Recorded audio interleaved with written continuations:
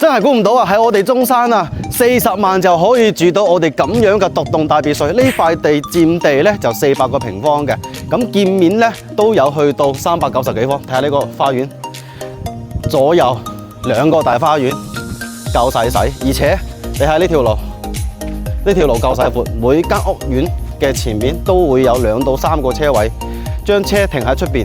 入邊嘅話咧，可以攞嚟做自己設一個大花園。咁我哋呢個位置咧就位於中山沙溪嘅，配套設施咧都非常之方便嚇，3分鐘出到去醫院、學校、菜市場、商圈，全部就喺出邊。並且咧5分鐘就可以上到博愛路啦。所以呢邊嘅交通配套設施、生活嘅呢個氣息氛圍嘅話都非常之夠嘅。咁我哋去睇下呢一個別墅佢嘅呢個戶型嘅間隔。咁佢呢種別墅咧就唔係話好似我哋傳統開發商去起嘅呢種別墅咁樣，佢呢度咧注重嘅就係呢個空間夠大，而且係夠實用。咁好似我哋而家所睇嘅呢一個戶型啊，樓上7間房，5個廁所，係嘛 ？OK， 我哋睇下呢個戶型，睇下點樣。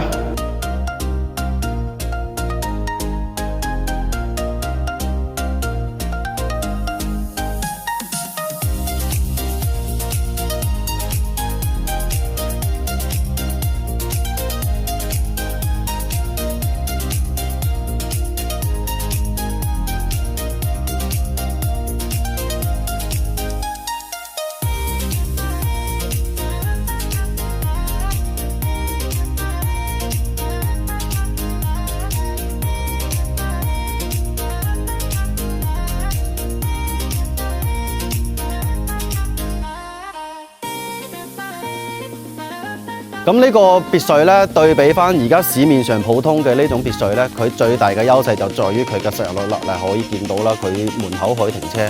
第二個咧，呢度有個咁大嘅花園，同埋咧佢呢間屋咁嘅面積咧，可以做到7房5衛俾你。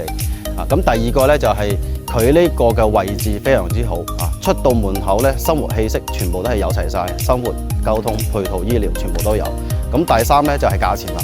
咁你就按照正常嚟講，你要買一套咁樣嘅戶型、咁樣嘅空間嘅別墅咧，你喺出邊基本上價錢起碼去到500-600萬以上㗎。但係呢度嘅話咧，價錢真係好晒，夠晒平，係嘛 ？OK， 咁對呢一個實用率高嘅，對於長期攞嚟自己住嘅呢個咁樣嘅別墅有興趣嘅 call 嚟過。